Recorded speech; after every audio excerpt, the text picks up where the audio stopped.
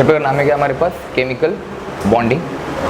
देखो यहाँ पर केमिकल बॉन्डिंग का मतलब क्या होता है, अगर हम सिंपल समझें, जब आपके जो एटम होते हैं, क्लियर, एटम पता क्या होता है ना, मतलब अगर हम बोले एटम का मतलब क्या है, अगर ये आप मार्कर ले लो, इस मार्कर को आप कट करते चले जाओ, क्लियर, कट करते चले जाओ, जो इसका लास्ट पार्ट बचेगा ना, जिसको आप फर्दर डिवाइड नहीं कर सकते, वही क्या होगा हमारे पास, एटम होगा। क्लियर, मतलब सिंपल सा बोले तो स्मॉलेस्ट पार्टिकल जिसको आप फर्दर डिवाइड नहीं कर सकते, उसी को हम लोग क्या बोलते हैं यहाँ पर, एटम बोलते हैं। बट यहाँ पर देखो, एटम आपके कभी भी अकेले एग्जिस्ट नहीं कर सकते। क्लियर, एटम कभी भी आपके अकेले एग्जिस्ट नहीं कर सकते, वो हमेशा आपके कंबाइन फॉर्म में एग्जिस्ट करते हैं। एटम किस फॉर्म में एग्जिस्ट करते हैं हमारे पास, कंबाइन फॉर्म में।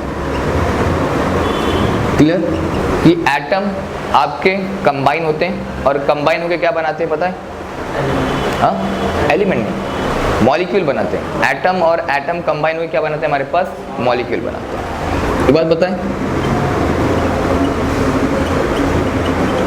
क्लियर, एटम आपके कभी भी अकेले एग्जिस्ट नहीं कर पाते हैं, वो किसके फॉर्म में एग्जिस्ट करते हैं हमारे पास, मॉलिक्यूल के फॉर्म में एग्जिस्ट करते हैं। क्लियर, अब मॉलिक्यूल है तो उनके बीच में कुछ ना कुछ फोर्स तो लगता होगा, है ना, बिना फोर्स के तो आपके एग्जिस्ट नहीं कर सकते, क्योंकि अब दो लोग जुड़े हैं ना, दो लोग के बीच में क्या होना चाहिए, कोई ना कोई तो फोर्स होगा हमारे पास। क्लियर, तो उस फोर्स को हम लोग क्या बोलते हैं पता है किसी, अट्रैक्शन फोर्स बोलते हैं इनको। क्या बोलते हैं हम लोग यहाँ पर, the attraction force, the attraction force which bind or which bind together, clear, the attraction force which bind together is called as क्या हमारे पास, chemical bond. Clear, bind together, उसमें चाहे तो आप ले सकते हैं यहाँ पर बाइंड टुगेदर एटम ले लो, या फिर मॉलिक्यूल ले लो, या फिर आप आयंस ले लो, इस कॉल्ड एज क्या हमारे पास, केमिकल बॉन्ड। केमिकल बॉन्ड का मतलब समझ में आ रहा है, क्लियर, मतलब जो वो मॉलिक्यूल बन रहे हैं ना, वो मॉलिक्यूल के बीच में क्या लग रहा है हमारे पास, एक फोर्स लग रहा है, और वही फोर्स से क्या है हमारे पास, वो मॉलिक्यूल आपके आपस में जुड़े हैं, और वो कौन सा फोर्स है हमारे पास, एक अट्रैक्शन फोर्स है। क्लियर, मतलब एक अट्रैक्शन फोर्स से वो मॉलिक्यूल क्या हमारे पास आपस में जुड़े हुए हैं, और उन्हीं को हम यहाँ पर क्या बोल रहे हैं, केमिकल बॉन्ड बोल रहे हैं। बात समझ में आई, नहीं समझा, क्लियर, समझ में आएगी नहीं, चल यहाँ पर देखो, अब हमारे पास एक फॉर्मूला है हमारे पास, एनर्जी जो होता है वो इनवर्सली प्रोपोर्शनल होता है हमारे पास स्टेबिलिटी के। एनर्जी जो है हमारे पास इनवर्सली प्रोपोर्शनल है किसके, हमारे पास स्टेबिलिटी के। आपका केमिस्ट्री किसके ऊपर डिपेंड करता है हमारे पास, सारा चीज़ आपका किसके ऊपर घूमता रहता है, स्टेबिलिटी के ऊपर घूमता रहता है। क्लियर, जैसे फॉर एग्जांपल आपको मैं बता दूं, तो आप भी यहाँ पर पढ़ाई क्यों कर रहे हैं, स्टेबल होने के लिए। क्लियर, एक अच्छी जॉब पाने के लिए। क्लियर, या फिर आप नीट JEE सिलेक्शन जानते, उसमें मिल जाए तो क्या हो जाएंगे आप स्टेबल हो जाएंगे। क्लियर, तो सेम यहाँ पर आपके जो एलिमेंट है, जो कंपाउंड है, जो मॉलिक्यूल है, वो भी क्या होना चाहते हैं हमारे पास, स्टेबल होना चाहते हैं। क्लियर, तो स्टेबल होने के लिए हमारे पास देखो यहाँ पर एक फॉर्मूला है क्या हमारे पास, एनर्जी इनवर्सली प्रोपोर्शनल किसके, हमारे पास स्टेबिलिटी। क्लियर, यहाँ पर समझ में आएगा आपको। अब देखो आपका ये कॉज ऑफ केमिकल बॉन्ड की बात करें यहाँ पर,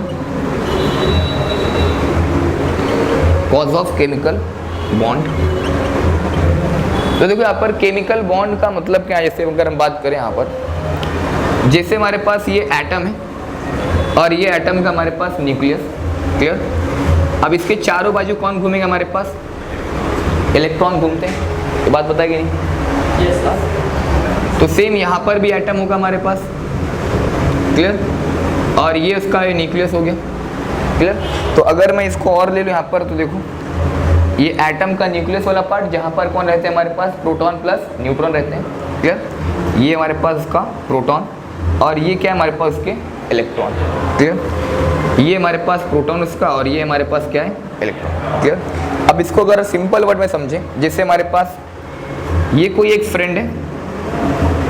क्लियर, ये कोई क्या हमारे पास एक फ्रेंड है, और ये भी क्या हमारे पास फ्रेंड, उसका जो फ्रेंड है हमारे पास, मतलब ये फ्रेंड इसका फ्रेंड है। क्लियर, और उस फ्रेंड का गर्लफ्रेंड ये है। क्लियर, उस फ्रेंड का हमारे पास गर्लफ्रेंड ये है, और उसके फ्रेंड की गर्लफ्रेंड ये है। क्लियर, इलेक्ट्रॉन है ना। अब यहाँ पर देखो ये जो फ्रेंड है हमारे पास, क्लियर, ये फ्रेंड क्या कर रहा है, इसकी गर्लफ्रेंड को देख रहा है ना, है ना। ये फ्रेंड क्या कर रहा है हमारे पास, उसकी गर्लफ्रेंड को देख रहा है। अब बताओ ये फ्रेंड क्या करेगा, इसकी गर्लफ्रेंड को देखेगा, है ना। तो यहाँ पर देखो ये फ्रेंड इसकी गर्लफ्रेंड को देख रहा है और ये वाला जो इसका फ्रेंड है ये उसकी गर्लफ्रेंड को देख रहा है। तो बताओ यहाँ पर इसके और इनके बीच में क्या होगा, एक अट्रैक्शन होगा, क्लियर। और ये अट्रैक्शन मतलब इनके और इनके बीच में भी क्या होगा, अट्रैक्शन होगा। मतलब अगर बोले यहाँ पर तो ये जो इलेक्ट्रॉन है ये न्यूक्लियस क्या करेगा, इसके इलेक्ट्रॉन को खींचेगा और ये वाला न्यूक्लियस क्या करेगा, इसके इलेक्ट्रॉन को अपनी तरफ खींचेगा। ये दो अलग अलग एटम हैं, एक एटम उस दूसरे एटम के इलेक्ट्रॉन को अपनी तरफ खींच रहा है और दूसरा एटम उसके इलेक्ट्रॉन को खींच रहा है। तो बताओ ये दोनों के बीच में क्या होगा, एक अट्रैक्शन फोर्स लगेगा। और जब फोर्स लगेगा तो बताओ यहाँ पर कि ये दोनों आपस में क्या होंगे, क्लोज आएंगे और क्लोज आके क्या करेंगे, एक बॉन्ड बनाएंगे, क्लियर। और उसी बॉन्ड को हम यहाँ पर क्या बोल रहे हैं, केमिकल बॉन्ड बोल रहे हैं। बात समझ आए, मतलब एक अट्रैक्शन फोर्स से दो लोग जुड़ रहे हैं और वो जुड़ रहे हैं, मतलब यहाँ पर हमारे पास क्या, एक वो क्या बना रहे हैं, हमारे पास बॉन्ड बना रहे हैं, क्लियर। अब यहाँ पर देखो ये फॉर्मूला का मतलब, अब मैंने ये फॉर्मूला लिखा कि एनर्जी जो है हमारे पास वो इनवर्सली प्रोपोर्शनल है हमारे पास किसके ऊपर, स्टेबिलिटी के ऊपर, क्लियर। तो अगर हम बात करें यहाँ पर स्टेबिलिटी, मतलब अगर सिंपल सा बोले तो एनर्जी बढ़ी तो स्टेबिलिटी क्या होगी, कम होगी, घटेगी हमारे पास, क्लियर। और स्टेबिलिटी बढ़ी मतलब एनर्जी कम होगी, क्लियर। मतलब वही कंपाउंड या फिर वही एलिमेंट आपके स्टेबल होंगे जिनकी एनर्जी क्या हो, सबसे कम हो, ये होंगे, है ना। आपके कंपाउंड या एलिमेंट जो भी आप बना रहे हैं तो वो सब स्टेबल कब होंगे, जब उनकी एनर्जी क्या हो, सबसे कम, क्लियर। अब यहाँ पर बताओ जो ये वाला फ्रेंड है, अब ये वाला जो फ्रेंड है उसकी जो गर्लफ्रेंड है, क्लियर। अब इनका बॉन्ड स्टेबल कब होगा, जब ये क्या करेगा, एनर्जी को रिलीज करेगा, एनर्जी को बाहर निकालेगा, है ना, in the form of money. अगर अपनी गर्लफ्रेंड को घुमाएगा नहीं तो एनर्जी, पैसे खत्म हो गया उसके पास, नहीं ना। आपका सिंपल सा लॉजिक है, जैसे फॉर एग्जांपल आपकी गर्लफ्रेंड है ना, तो ठीक है जिसके भी है। तो अगर आपका बॉन्ड कब स्टेबल होगा, अगर आप अपने गर्लफ्रेंड के ऊपर पैसे खर्चे नहीं करोगे, क्लियर। तो जब पैसे नहीं खर्चे करोगे तो वो बॉन्ड स्टेबल होगा क्या, नहीं ना। 4 दिन रहा, 5 दिन रहा, उसके बाद छोड़ के आपको चली जाएगी किसी और के पास जो ज़्यादा पैसे वाला होगा, मतलब जो ज़्यादा पैसे खर्चा करेगा। और जो पैसे खर्चा कर रहा है मतलब वो क्या कर रहा है, एनर्जी को लॉस कर रहा है, पैसे खत्म कर रहा है। तो पैसे खत्म करना है मतलब क्या है, एनर्जी को कम कर रहा है ना। तो जब एनर्जी कम होगी तो स्टेबिलिटी क्या हो जाएगी, बढ़ जाएगी, समझ में। तो कंपाउंड आपके स्टेबल वही रहेंगे जिनकी एनर्जी क्या हो हमारे पास, सबसे कम, क्लियर, समझ में आ गया रहेगा। इसमें कुछ डाउट है, क्लियर। तो केमिकल बॉन्ड का मतलब समझ में आ गया, क्लियर। हाँ, तो अब देखो यहाँ पर हम बात करते हैं यहाँ पर आपके कौन कौन से टाइप है हमारे पास। अब सबसे पहले यहाँ पर समझो ये लुईस डॉट स्ट्रक्चर क्या होता है हमारे पास, क्लियर। लुईस डॉट स्ट्रक्चर, और इसके पहले समझने के लिए हम यहाँ पर ही समझें, आपको आउटर मोस्ट के इलेक्ट्रॉन निकालने आते हैं, निकालने आते हैं, बैलेंस इलेक्ट्रॉन जिसको बोलते हैं, पता है आप लोग को। जैसे फॉर एग्जांपल हम बात करें यहाँ पर ये ऑक्सीजन है हमारे पास, ऑक्सीजन के आपके यहाँ पर एटॉमिक नंबर कितना होता है, 8 होता है। एटॉमिक नंबर कितना है हमारे पास, 8। तो अब बताओ इसके पहले वाले सेल में कितने इलेक्ट्रॉन, 2 रहते हैं, दूसरे सेल में कितने होंगे, 6 होंगे, क्लियर। तो मतलब अगर हम बोले यहाँ पर इसके आउटर मोस्ट में कितने, 6 इलेक्ट्रॉन, क्लियर। या फिर वैलेंस इलेक्ट्रॉन कितने हमारे पास, 6 इलेक्ट्रॉन। ये बात क्लियर हो रही है, क्लियर। मतलब अगर इसको हम बोले यहाँ पर तो इसको स्टेबल होना है, किसको, इस ऑक्सीजन को भी क्या होना है हमारे पास, स्टेबल होना है। तो आपको पता होना चाहिए एक रूल होता है हमारे पास 2, 8, 8, 18, 18 और 32 और ये 32। आपके पूरे पीरियोडिक टेबल में टोटल एलिमेंट कितने हैं, 118 एलिमेंट है। आप इसको पूरा काउंट कर लो कितना आ जाएगा, 118, क्लियर। 118 इलेक्ट्रॉन हो जाएंगे हमारे पास, क्लियर। तो यहाँ पर देखो मतलब इस ऑक्सीजन के जो दूसरे वाले सेल में कितने इलेक्ट्रॉन होने चाहिए, पर है कितने हमारे पास 6, तो इसको 2 इलेक्ट्रॉन की जरूरत है, या फिर ये 6 इलेक्ट्रॉन किसी को दे दे या फिर किसी से 2 इलेक्ट्रॉन ले ले। क्लियर? अगर 6 देगा तो 2 बन जाएगा और 2 ले लिया तो 8 बन जाएगा। क्लियर? अब दोनों में इसको इजी क्या पड़ेगा, 2 लेना इजी पड़ेगा, 6 देना इसको भारी पड़ेगा, पर 2 इजीली क्या कर सकता है, ये ले सकता है। अब जो ये लेना और देने की बात कर रहे हैं यहाँ पर, इसी को हम लोग यहाँ पर क्या बोलते हैं, वैलेंसी बोलते हैं, पता ये है ना। तो ऑक्सीजन की वैलेंसी कितनी हो गई, 2। समझ में आई बात? क्लियर? अब ये भी समझ ले यहाँ पर कि कोई भी एलिमेंट अगर इलेक्ट्रॉन डोनेट करता है, क्लियर, कोई भी एलिमेंट या कोई भी एटम इलेक्ट्रॉन क्या करे, इलेक्ट्रॉन को डोनेट करेगा, तो उसके ऊपर चार्ज आता है, वो चार्ज होगा हमारे पास पॉजिटिव का, ये बात पता होनी चाहिए। और कोई इलेक्ट्रॉन लेता है तो उसके पास चार्ज आएगा, वो चार्ज कैसा होगा, नेगेटिव का चार्ज होगा। ये बात समझ। तो अब देखो यहाँ पर, मतलब इस ऑक्सीजन की वैलेंसी कितनी हो गई है, तो इसके ऊपर कितना चार्ज होगा, -2 का चार्ज होगा, क्योंकि ये क्या कर रहा है, 2 इलेक्ट्रॉन ले रहा है। क्लियर? तो वैलेंसी वाला मतलब कौन से समझ में आ गया होगा। क्लियर? कैसे निकालते हैं वैलेंसी वगैरह। क्लियर? हाँ। तो अब यहाँ पर देखो, हम बात कर रहे हैं लुईस डॉट स्ट्रक्चर की।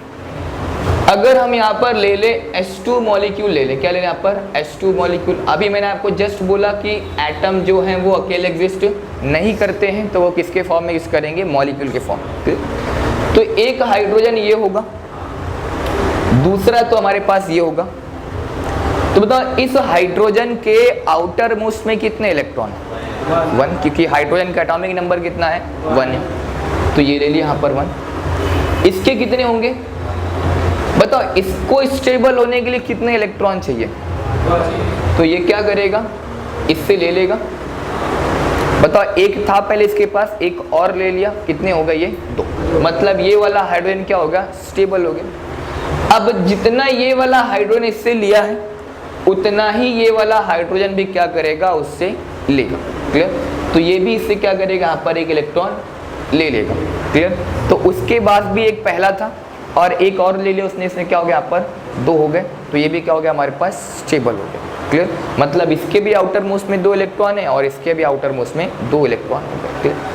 अब देखो यहाँ पर ये वाला जो इलेक्ट्रॉन है, ये इसके अकाउंट में काउंट हो रहा है और ये वाला इलेक्ट्रॉन इसके अकाउंट में काउंट हो रहा है। क्लियर? मतलब ये इलेक्ट्रॉन एक बार यहाँ पर जा रहा है और ये इलेक्ट्रॉन एक बार यहाँ पर जा रहा है। क्लियर?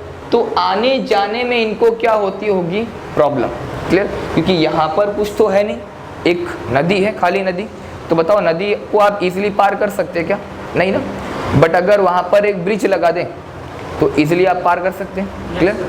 तो यहाँ पर देखो, अगर हम इनके बीच में कोई एक ब्रिज लगा रहे हैं, क्लियर, तो अब ये इलेक्ट्रॉन इजीली जा सकते हैं यहाँ पर और ये इलेक्ट्रॉन इजीली आ सकते हैं यहाँ पर। क्लियर? और इसी ब्रिज को हम यहाँ पर क्या बोलते हैं, बॉन्ड बोलते हैं। क्या बोलते हैं इसको, बॉन्ड। और एक बॉन्ड बनाने के लिए हमें कितने इलेक्ट्रॉन की रिक्वायरमेंट हो रही है, 1 और ये 2 इलेक्ट्रॉन के बीच में बॉन्ड बन रहा है ना, एक ब्रिज बन रहा है। क्लियर? तो हमें एक बॉन्ड बनाने के लिए कितने इलेक्ट्रॉन चाहिए, एटलीस्ट 2 इलेक्ट्रॉन चाहिए। बात समझ में आ गया? क्लियर? तो बताओ यहाँ पर कैसा बॉन्ड है हमारे पास, ये सिंगल बॉन्ड है ये। क्लियर? अब अगर मैं यहाँ पर O और O ले लूँ, यहाँ पर क्या ले लूँ मैं, यहाँ पर ऑक्सीजन और ऑक्सीजन, तो बताओ ऑक्सीजन के आउटर मोस्ट में कितने इलेक्ट्रॉन, 6 होगा, ऐसे। क्लियर? तो इसको कितने चाहिए इलेक्ट्रॉन, 2 चाहिए, तो 2 लेगा ये। अब जितना सामने वाले ने दिया है उतना ही सामने वाला ले सकता है, एक कम ज़्यादा नहीं ले सकते। क्लियर? जितना दिया है उतना ही क्या करेगा, ये वापस भी उससे लेगा। तो बताओ यहाँ पर कितने बॉन्ड बनेंगे, 2 बनेंगे। क्लियर? क्योंकि यहाँ पर कितने इलेक्ट्रॉन की हो रही है हमारे पास शेयरिंग, यहाँ पर ये और ये दिख रहा है यहाँ पर। तो ऑक्सीजन और ऑक्सीजन के बीच में आते हैं क्या, डबल बॉन्ड आता है। ये क्लियर हो गई बात? अगर हम यहाँ पर नाइट्रोजन और नाइट्रोजन ले लें, तो नाइट्रोजन के आउटर मोस्ट में कितने होते हैं, 5, एटॉमिक नंबर 7 है, तो पहले सेल में 2, दूसरे सेल में 5। बताओ यहाँ पर ये ऐसे कुछ होगा।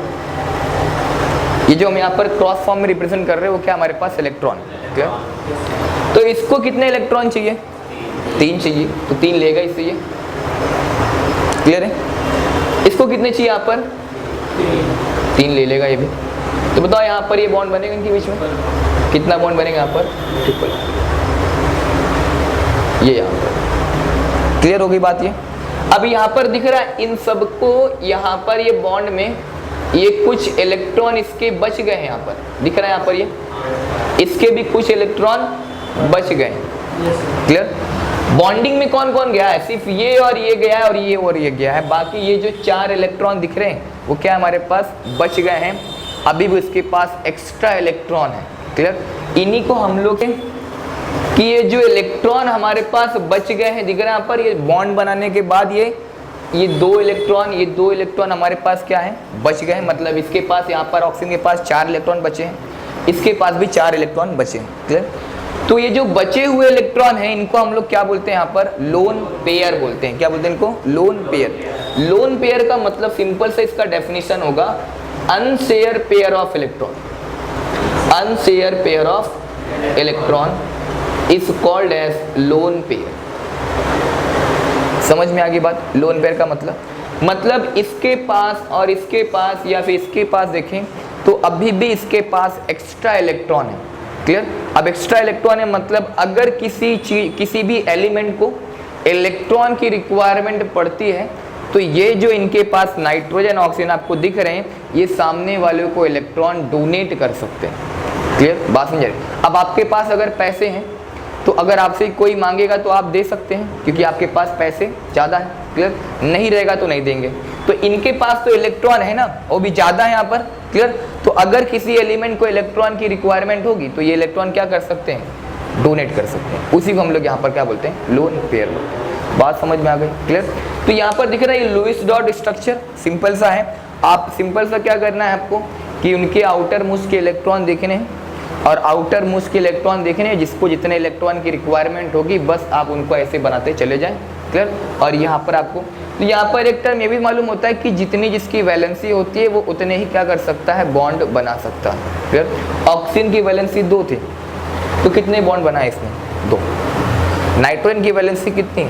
आउटर मोस्ट में 5, तो इसको कितने चाहिए यहाँ पर? 3। तो इसने कितने बॉन्ड बनाए यहाँ पर? 3 बॉन्ड बनाए, क्लियर। बात समझ में आ रही है, क्लियर।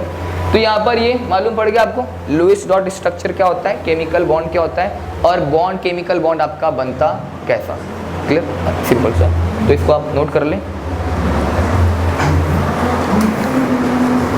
की बात कर रहे हैं यहाँ पर, तो केमिकल बॉन्ड जो है हमारे पास उसको हम 2 पार्ट में डिवाइड कर रहे हैं,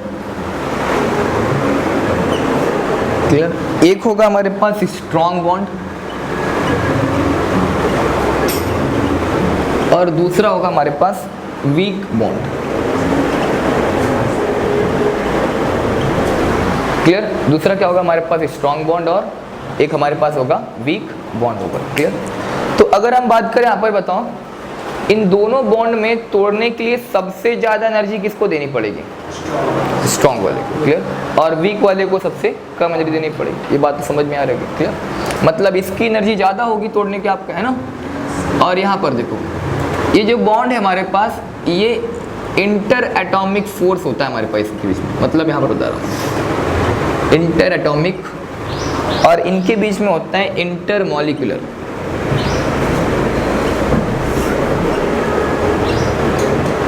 इंटर मॉलिक्यूलर मतलब अगर बोले यहाँ पर तो जो ये स्ट्रॉन्ग बॉन्ड है, इफ जो फोर्स लग रहा है या फिर जो बॉन्ड बन रहा है ये किसके बीच में बन रहा है? 2 एटम के बीच में बन रहा है हमारे पास, क्लियर। इस वजह से क्या बोला गया यहाँ पर? इंटर एटॉमिक बोला गया, क्लियर। 2 एटम मतलब या फिर आप समझ सकते हैं यहाँ पर जैसे हाइड्रोजन और हाइड्रोजन, उन दोनों के बीच में क्या लग रहा है? एक फोर्स लग रहा है और वो फोर्स से क्या कर रहे हैं वो लोग? बॉन्ड बना रहे हैं। और उसी को हम यहाँ पर क्या बोले? इंटर एटॉमिक बॉन्ड बोल रहे हैं या फोर्स बोल रहे हैं। समझ में आया? और ये क्या होगा हमारे पास? Inter molecular. मतलब दो मॉलिक्यूल के बीच में लग रहा होगा हमारे पास ऐसा फोर्स, तो उसको हम लोग क्या बोलेंगे यहाँ पर, इंटरमॉलिक्यूलर। बात समझ आ रही है, क्लियर। जैसे फॉर एग्जांपल पानी और पानी के बीच में कोई फोर्स लग रहा होगा, क्लियर, तो उसको क्या बोला गया यहाँ पर, इंटरमॉलिक्यूलर। एक वाटर मॉलिक्यूल अलग है, दूसरा वाटर मॉलिक्यूल अलग है, अब उन दोनों के बीच में कोई एक फोर्स लग रहा होगा तो उसको हमने क्या बोला यहाँ पर, इंटरमॉलिक्यूलर फोर्स बोला गया। ये बात समझ में आ रही है, क्लियर। इंटर एटॉमिक और इंटरमॉलिक्यूलर का मतलब समझ में आ रहा है, क्लियर।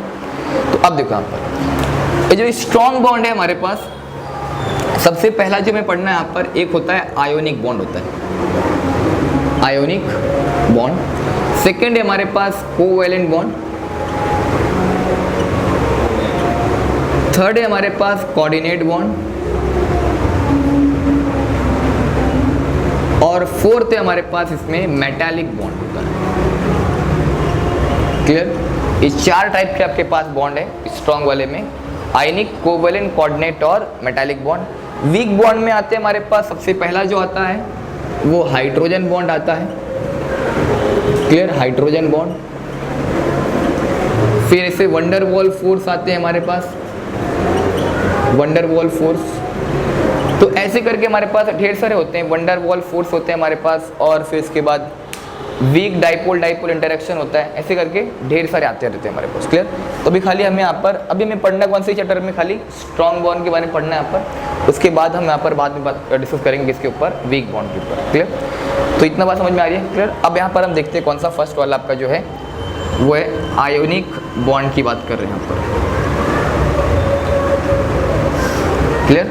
तो देखो आयोनिक बॉन्ड क्या होता है हमारे पास, जैसे हम बात करें यहाँ पर, नमक पता है आपको, NaCl है ना, NaCl हमारे पास नमक का फॉर्मूला।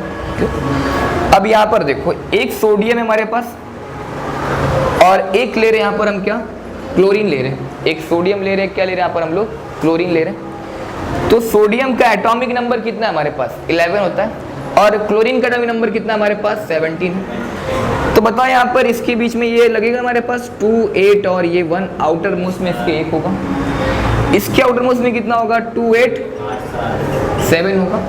बात समझ आ रही है, क्या। तो अब देखो यहाँ पर अगर मैं बोल रहा हूँ यहाँ पर सिंपल सा कि ये जो सोडियम है, मतलब यहाँ पर ये सोडियम का एटम हो गया, ये इसका न्यूक्लियस,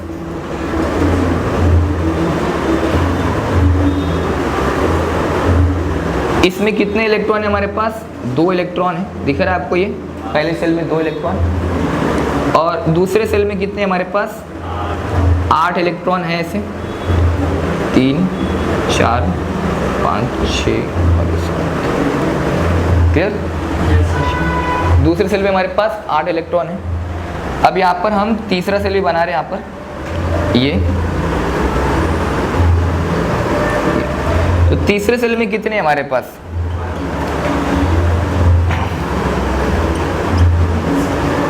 1 इलेक्ट्रॉन, क्लियर। अब सेम अगर हम यहाँ पर बात करें, क्लोरीन की बात कर ले, यहाँ पर किसकी, यहाँ पर क्लोरीन, तो पहले सेल में कितने इलेक्ट्रॉन होंगे, 2 होंगे, दूसरे सेल में वापस 8 इलेक्ट्रॉन होंगे यहाँ पर,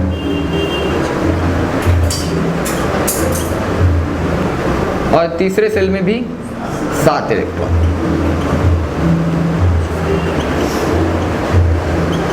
क्लियर। ये हम बात कर रहे हैं किसकी, क्लोरीन की।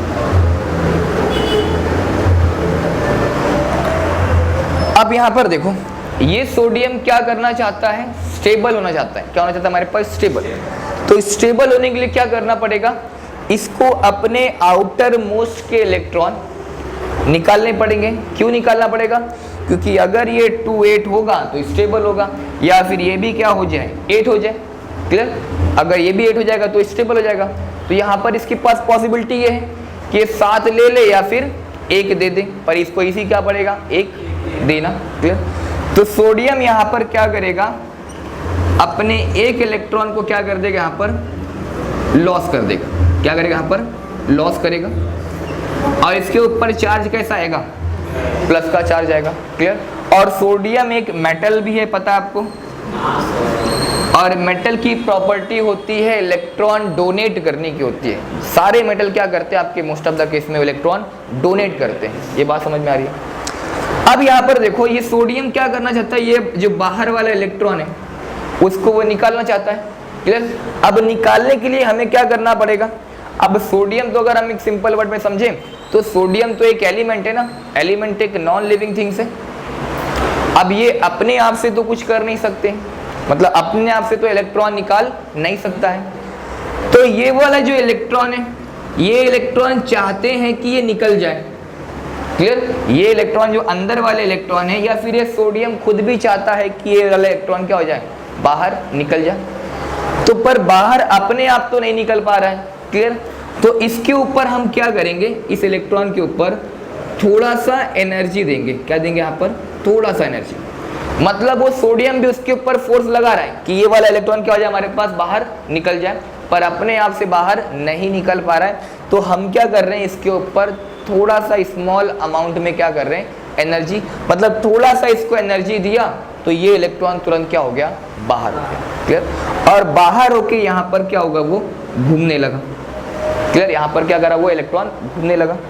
तो बताओ ये सेल गायब हो जाएगा, क्योंकि इसके सेल से वो इलेक्ट्रॉन निकल चुका है, clear.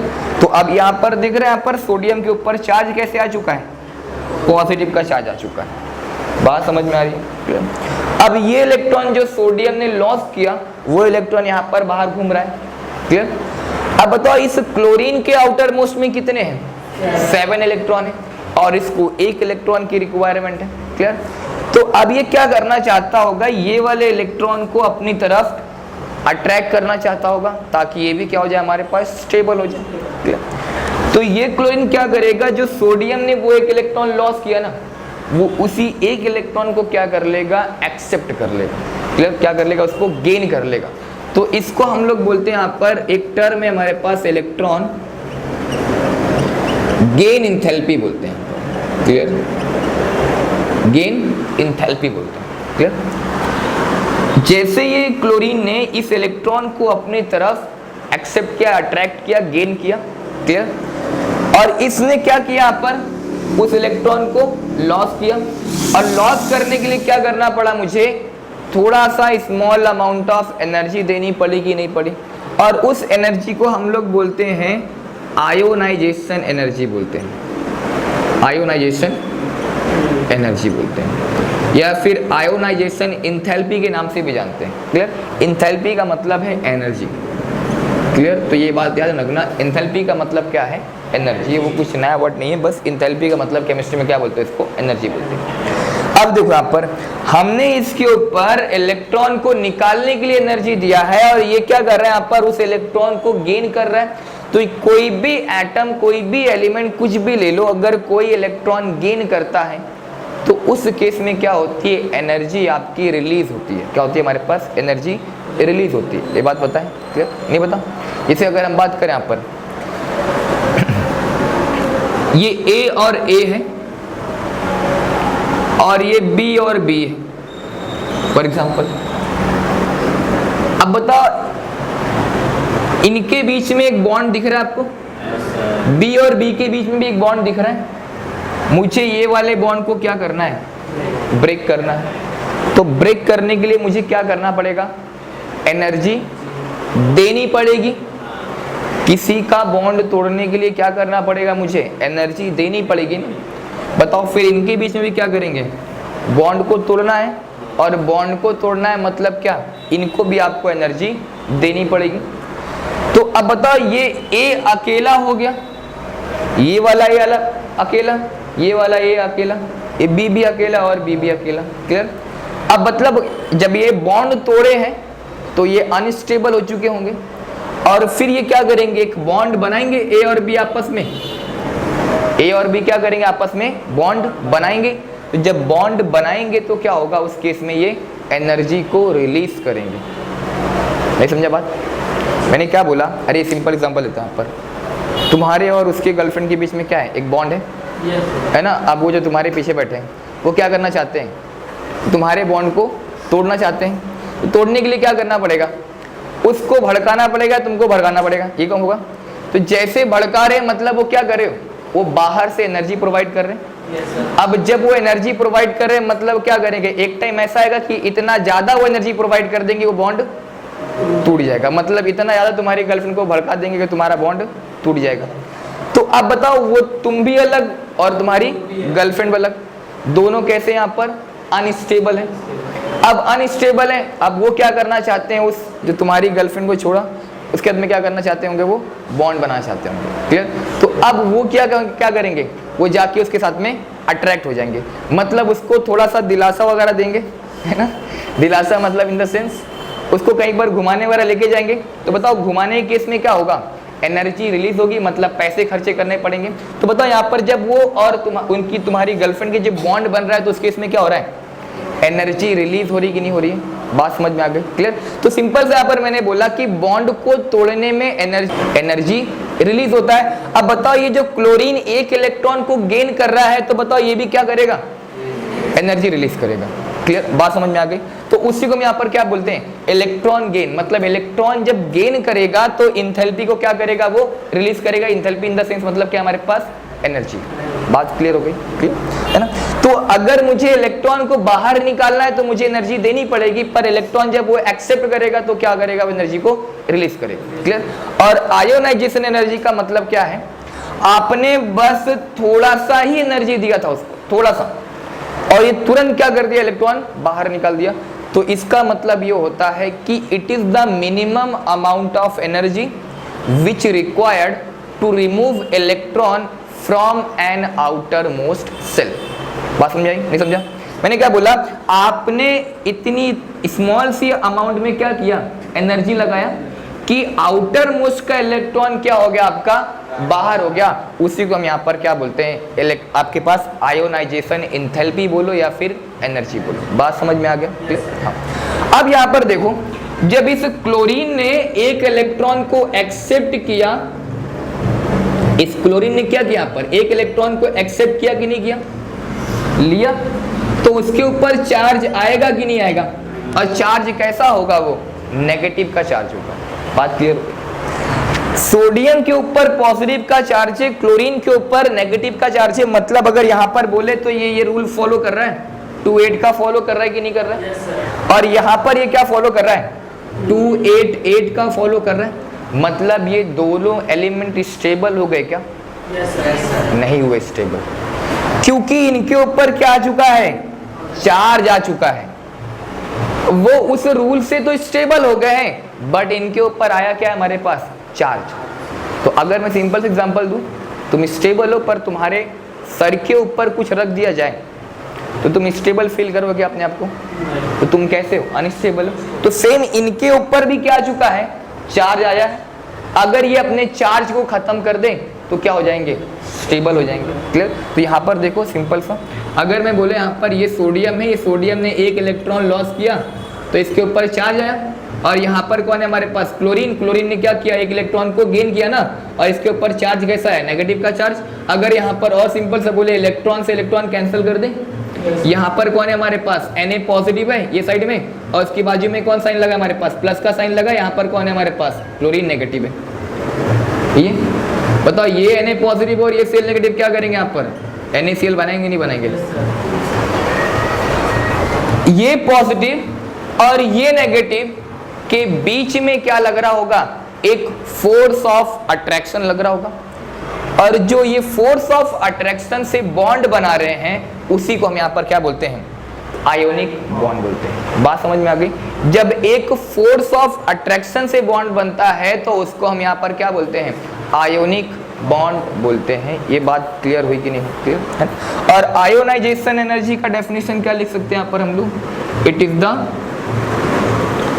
Minimum amount of energy, minimum amount of energy which require to remove electron from an outermost cell। बात समझ में आ गई है, क्लियर, क्लियर हो गया ये, समझ में आ। तो आयोनिक बॉन्ड कब बनेगा, जब किसी के ऊपर क्या हो, पॉजिटिव चार्ज हो, और किसी के ऊपर क्या हो हमारे पास, नेगेटिव चार्ज हो। वो पॉजिटिव और वो नेगेटिव आपस में क्या करेंगे, एक फोर्स ऑफ अट्रैक्शन लगाएंगे, और उसी फोर्स ऑफ अट्रैक्शन से हम क्या बनाएंगे, एक आयोनिक बॉन्ड बनाएंगे। और उनके बीच में क्या लग रहा है, एक फोर्स ऑफ अट्रैक्शन लग रहा है ना।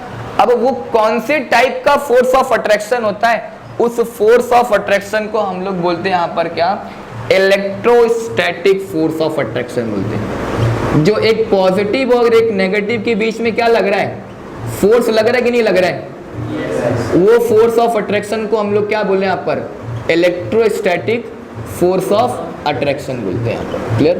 तो कभी कदार ये भी पूछ लेता है कि बताओ आयोनिक बॉन्ड के बीच में कौन से टाइप का फोर्स ऑफ अट्रैक्शन लगता है, तो वो कौन सा फोर्स है हमारे पास, इलेक्ट्रोस्टैटिक फोर्स ऑफ अट्रैक्शन। बात समझ में आ गई। क्लियर। तो अगर हमें आयोनिक बॉन्ड को डिफाइन करना हो तो क्या डिफाइन करेंगे, a bond formed between two atom due to complete loss of electron is called as क्या हमारे पास, आयोनिक बॉन्ड। क्लियर। एक एटम ने क्या कर दिया, सोडियम ने क्या कर दिया, अपने आउटर मोस्ट के इलेक्ट्रॉन सारे के सारे क्या कर दिए, लॉस कर दिए। क्लियर। और लॉस करके उन्होंने क्या बनाया, एक बॉन्ड बनाया, और उस बॉन्ड को हमने क्या बोला यहाँ पर, आयोनिक बॉन्ड बोला। तो यहाँ पर आप इसका डेफिनेशन चाहे तो लिख सकते हैं, a bond formed between two atom due to complete loss of electron from an outermost shell is called as ionic bond।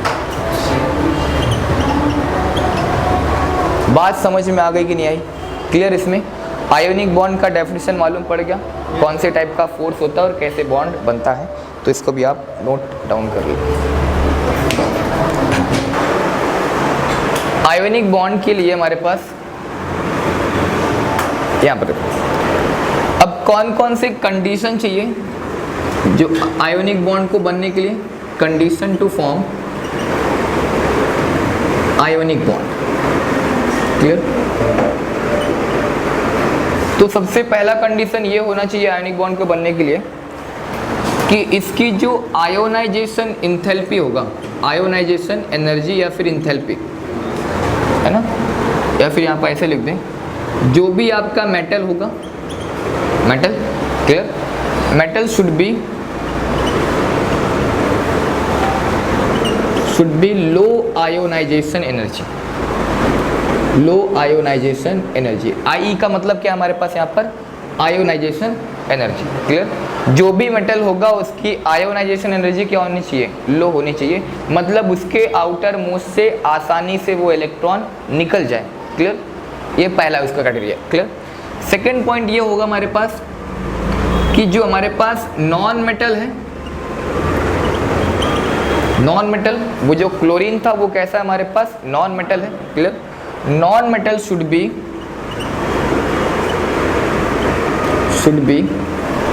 Have high ionization या फिर high electron gain enthalpy, high electron gain enthalpy, मतलब वो आसानी से वो जो बाहर electron घूम रहा है वो उसको क्या करे, आसानी से वो अपनी तरफ उसको अट्रैक्ट कर सके। अब उसको वो अट्रैक्ट ही नहीं कर पा रहा है तो आयोनिक बॉन्ड बनेगा क्या, नहीं ना। तो पर उसकी क्या होनी चाहिए, हमारे पास जो इलेक्ट्रॉन गेन एंथैल्पी है वो हाई होनी चाहिए। क्लियर। जो भी नॉन मेटल होगा उसकी इलेक्ट्रॉन गेन एंथैल्पी क्या होना चाहिए, हमारे पास हाई होना चाहिए। और मेटल का जो आयोनाइजेशन एनर्जी होगा वो क्या होगा, हमारे पास लो होना चाहिए। क्लियर। ये आसानी से वो अपने आउटर मोस्ट के इलेक्ट्रॉन लॉस कर देना चाहिए। क्लियर। अब बताओ यहाँ पर जब मेटल की आयोनाइजेशन एनर्जी लो होगी तो उस केस में आपको क्या मिलेगा, एक कटायन मिलेगा। कटायन का मतलब पता है, पॉजिटिव चार्ज। क्लियर। क्योंकि मेटल ने इलेक्ट्रॉन डोनेट कर दिया तो उसके ऊपर चार्ज आया, उस चार्ज को क्या बोला हमने, पॉजिटिव। और पॉजिटिव का मतलब क्या होता है, कटायन होता है। बात समझ में आ रही है। क्लियर। अब बताओ ये नॉन मेटल क्या कर रहा है, इलेक्ट्रॉन को गेन कर रहा है, तो गेन करने का मतलब उसके ऊपर चार्ज आएगा, कैसा आएगा, नेगेटिव का। और नेगेटिव को हम यहाँ पर क्या बोलते हैं, अनायन बोलते हैं। बात समझ में आ गई। क्लियर। तो यहाँ पर क्या हो रहा है, एक कटायन और एक अनायन के बीच में फोर्स लग रहा है और उसी फोर्स ऑफ अट्रैक्शन से वो क्या बना रहे थे, आयोनिक बॉन्ड। और वो कौन से टाइप का फोर्स ऑफ अट्रैक्शन है, इलेक्ट्रोस्टैटिक फोर्स ऑफ अट्रैक्शन है, पता है ना, अभी तो बताया था यहाँ पर, क्लियर। तो अब देखो यहाँ पर, अब जो वो कैटायन और अनायन के बीच में एक फोर्स ऑफ अट्रैक्शन लगा, वो आयोनिक बॉन्ड बनाए, क्लियर। अब इनका जो थर्ड क्राइटेरिया है वो लैटिस एनर्जी की बात करें यहाँ पर, lattice energy. Lattice energy should be high, should be high होना चाहिए। मतलब इनका क्या, जैसे हम बात करें यहाँ पर Na पॉजिटिव था, ये हमारे पास मेटल, और ये Cl नेगेटिव, क्लियर। ऐसे Na पॉजिटिव और ये Cl नेगेटिव, फिर Cl नेगेटिव और Na पॉजिटिव और ये Cl negative Na positive, clear. ऐसे करके नमक आपका इसी रहता है हमारे पास क्रिस्टल के फॉर्म में, समझ में आ रहा है। नमक है ना आपके पास, वो तो आपको पाउडर के फॉर्म में बाद में आता है ना, ग्राइंड होने के बाद, बट एक्चुअल में तो हमारे पास क्या होता है, वो लम्स रहते हैं हमारे पास बड़े बड़े, क्लियर। तो उसके अंदर क्या होता है हमारे पास, Na पॉजिटिव Cl नेगेटिव ऐसे क्या होते हैं हमारे पास जुड़े हुए रहते हैं, क्लियर। अब मुझे यहाँ पर क्या करना है, मुझे एक ये वाले लैटिस को मुझे ब्रेक करना है, क्लियर। लैटिस का मतलब अगर मैं बोले यहाँ पर, तो जैसे अगर हमारे पास आपने वो देखा है क्यूब आता है खेलने वाला, जो ऐसे घुमाते हैं, लाल पीला कलर का ऐसा कुछ आता है, क्लियर। तो उसमें जो सबसे छोटा पार्ट है ना, सबसे छोटा पार्ट, उसको हम लोग बोलते हैं यूनिट सेल बोलते हैं, क्या बोलते हैं इसको, यूनिट सेल।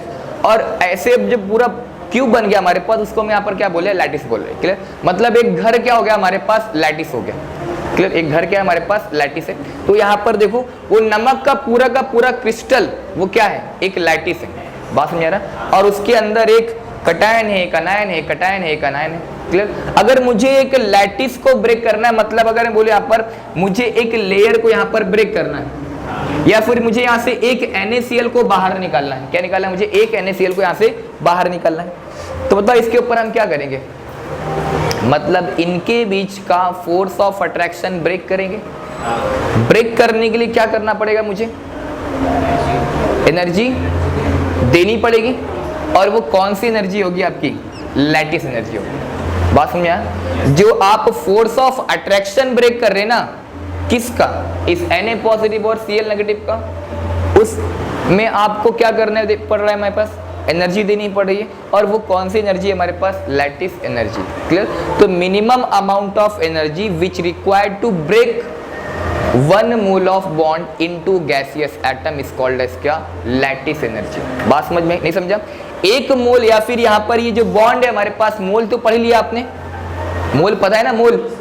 तो एक मोल बॉन्ड को ब्रेक करने के लिए जो एनर्जी दे रहे हैं ना, उसी को हमने क्या बोला यहाँ पर, लैटिस एनर्जी।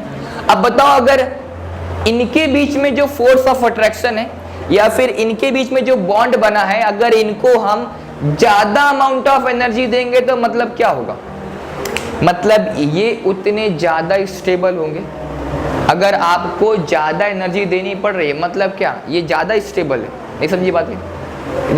अगर मैंने एग्जांपल ले लिया, एक 5 साल का प्यार है और एक महीने का प्यार है, तो दोनों में ज़्यादा स्टेबल कौन होगा, तो दोनों में ज़्यादा एनर्जी किसको देनी पड़ेगी तोड़ने के लिए, तो सेम बताओ यहाँ पर। अब अगर इनका फोर्स ऑफ अट्रैक्शन ज़्यादा होगा तो मतलब ये क्या होंगे, ज़्यादा स्टेबल होंगे, और वो क्या होगा हमारे पास, स्ट्रॉन्ग बॉन्ड में आएगा कि नहीं आएगा, क्लियर। तो यहाँ पर स्टेबिलिटी ये भी बता रही है कि लैटिस एनर्जी क्या होना चाहिए हमारे पास, उसका आयोनिक बॉन्ड का हाई होना चाहिए, क्योंकि अगर हाई होगा तो मतलब क्या है वो हमारे पास, वो जो कंपाउंड है हमारे पास जो NaCl है, वो क्या होगा, ज़्यादा स्टेबल होगा। हमने अभी बोला यहाँ पर ये सारा खेल किसके ऊपर चल रहा है, स्टेबिलिटी के ऊपर चल रहा है, क्लियर। तो लैटिस एनर्जी क्या होनी चाहिए हमारे पास, हाई होनी चाहिए। और इसका अगर आपको डेफिनेशन लिखना है तो क्या लिखेंगे यहाँ पर, it is the amount of energy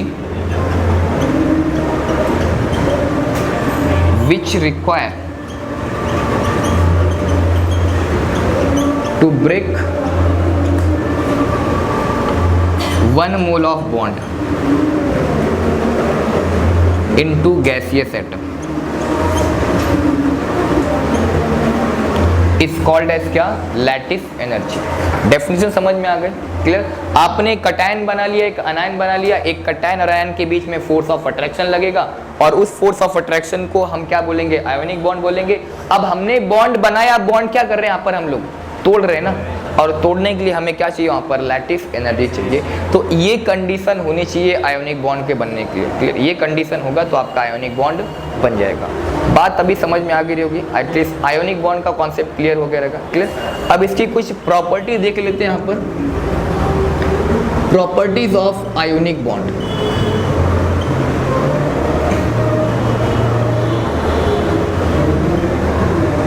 तो देखो पहली प्रॉपर्टी ये है आयोनिक बॉन्ड की कि सबसे पहले तो अगर इनको समझें तो जो आयोनिक कंपाउंड होते हैं ना, आयोनिक कंपाउंड, या फिर जो हमारे पास ये जो नमक है, ये नमक की बात करते हैं या फिर आयोनिक कंपाउंड की बात कर रहे हैं, इनका जो कंडक्टिविटी होता है या फिर conductor, they are not good conductor of heat and electricity, clear. मतलब समझे यहाँ पर, ये नमक है ना हमारे पास, नमक कैसा दिखेगा आपको, सॉलिड के फॉर्म में होगा कि नहीं होगा।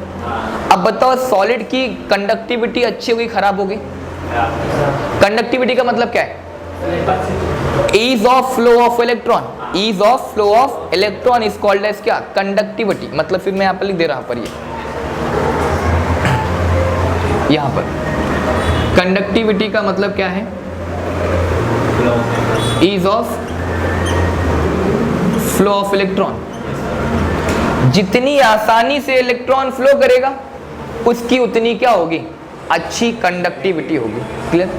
तो बताओ सॉलिड स्टेट में इलेक्ट्रॉन मूव कर रहे हैं क्या, नहीं, क्योंकि एक दूसरे से इसे पकड़े हुए हैं यहाँ पर, है ना। इलेक्ट्रॉन क्या हमारे पास यहाँ पर दिख रहा है, ये पॉजिटिव ये नेगेटिव, इनके बीच में एक फोर्स ऑफ अट्रैक्शन लगा है, आपस में क्या हमारे पास जुड़े हैं, और जिसकी वजह से ये मूव नहीं कर पा रहे। अब जब मूव ही नहीं कर पा रहे तो मतलब इलेक्ट्रॉन फ्लो नहीं कर सकते हैं ना, जब फ्लो ही नहीं कर पाएंगे तो उनकी कंडक्टिविटी क्या होगी, खराब होगी, क्लियर। तो इन सॉलिड स्टेट में ionic compound do not conduct electricity, solid state में do not conduct electricity because, क्योंकि उसके आयंस जो है वो फ्री नहीं। आयंस का मतलब पता है ना, आयंस का मतलब कटायन और अनायन, बस यही होता है। आयंस का मतलब क्या है, कटायन और अनायन। यहाँ पर लिखा है ना आयोनिक, आयोनिक का मतलब ही क्या है हमारे पास, कटायन और अनायन की बात हो रही है। बात क्लियर हो गई है, क्लियर। तो इन solid state, in solid state ionic compound do not conduct electricity, conduct electricity, but अब देखो यहाँ पर, जैसे आपने उस नमक को पानी में डाला, जैसे आपने उस पानी को, नमक को आपने पानी में डाला, तो पानी में जाते ही क्या होगा, वो ये नमक आपका टूटना स्टार्ट हो जाएगा। कैसे टूटेगा, Na पॉजिटिव में टूट जाएगा और Cl नेगेटिव में टूट जाएगा। जो जैसे नमक टूटा पानी में, क्लियर, तो क्या होंगे, मतलब उसके आयंस, मतलब जो कटायन है और जो अनायन है वो क्या हो गया, फ्री हो गए। और जब फ्री हो गए तो बताओ उनके इलेक्ट्रॉन भी क्या होंगे, फ्री हो गए। और जब इलेक्ट्रॉन फ्री हो गए तो उनकी कंडक्टिविटी भी क्या हो जाएगी, बढ़ जाएगी, क्लियर। तो सॉलिड स्टेट में आयोनिक कंपाउंड इलेक्ट्रिसिटी को कंडक्ट नहीं करते हैं, बट इन मॉल्टन स्टेट की बात करें यहाँ पर, मॉल्टन या फिर लिक्विड इक्वेस, मॉल्टन, मॉल्टन यहाँ पर बता रहा हूँ, मॉल्टन स्टेट और aqua solution, aqua solution, it conduct electricity, clear, it conduct electricity. मॉल्टन state का मतलब होता है जैसे आपका लावा होता है, लावा है ना, उसको बोलते हैं हम लोग मॉल्टन स्टेट बोलते हैं, क्लियर। वो कैसा होता है आपका, सेमी लिक्विड होता है ना हमारे पास, सेमी थिक रहता है हमारे